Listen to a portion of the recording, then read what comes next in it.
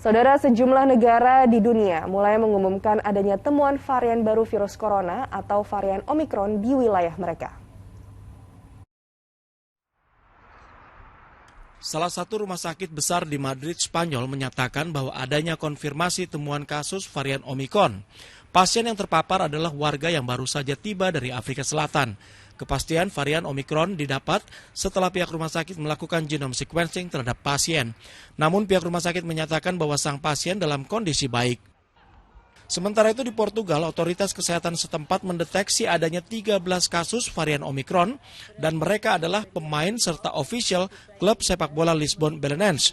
Diduga mereka terpapar setelah satu pemain mereka baru tiba dari Afrika Selatan. Terkait hal ini, seluruh pemain dan official tim yang terpapar kini menjalani isolasi. Dirjen Otoritas Kesehatan di Portugal menyatakan bahwa untungnya Portugal adalah negara dengan capaian persentase vaksinasi tertinggi di Eropa, yaitu 86,6% warga telah mendapatkan suntikan dosis kedua. Namun mereka tidak mau lengah dan akan mengambil tindakan yang diperlukan untuk mencegah penyebaran. Pemerintah Kanada Senin waktu setempat mengumumkan adanya temuan 2 kasus varian Omikron di Ontario. Selain itu, 4 orang juga kemungkinan besar terpapar. Selain di Ontario, 2 kasus juga ditemukan di Ottawa. 2 orang yang terpapar di Ottawa baru-baru ini melakukan perjalanan ke Nigeria. Jumat lalu, pemerintah Kanada sebenarnya telah melarang perjalanan dari 7 negara di Afrika karena kekhawatiran penyebaran Omikron. Namun Nigeria tidak masuk dalam daftar tersebut. Jepang yang merupakan salah satu negara yang sangat ketat dalam langkah pencegahan dengan menutup pintu bagi warga asing, ternyata juga ditemukan kasus varian Omikron. Sekretaris Kabinet Jepang Hirozaku Matsuno dalam keterangan persnya menyatakan bahwa varian Omikron ditemukan pada seseorang yang baru-baru ini melakukan perjalanan ke Namibia. Di Afrika Selatan, sejumlah warga negara asing dilanda frustasi karena kesulitan untuk meninggalkan Afrika Selatan. Hal ini adalah dampak dari adanya larangan penerbangan dari Afrika Selatan yang diterapkan di sejumlah negara di dunia.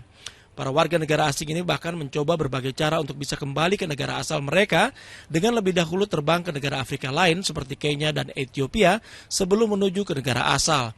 Namun ini tentunya akan menambah biaya perjalanan mereka.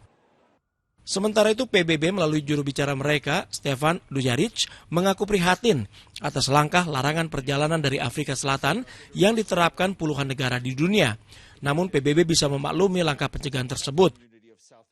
Lebih jauh PBB menyarankan agar negara-negara di dunia mempertimbangkan tes COVID berulang kepada pelancong atau wisatawan asing serta dibarengi langkah-langkah tepat dan efektif lainnya ketimbang melakukan larangan perjalanan dari Afrika Selatan.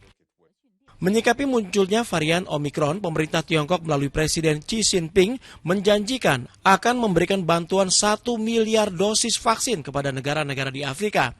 Dari 1 miliar dosis yang dijanjikan, 600 juta dosis akan didonasikan secara langsung, sementara 400 juta dosis vaksin lainnya akan disalurkan melalui produksi bersama antara perusahaan Tiongkok dengan negara-negara di Afrika.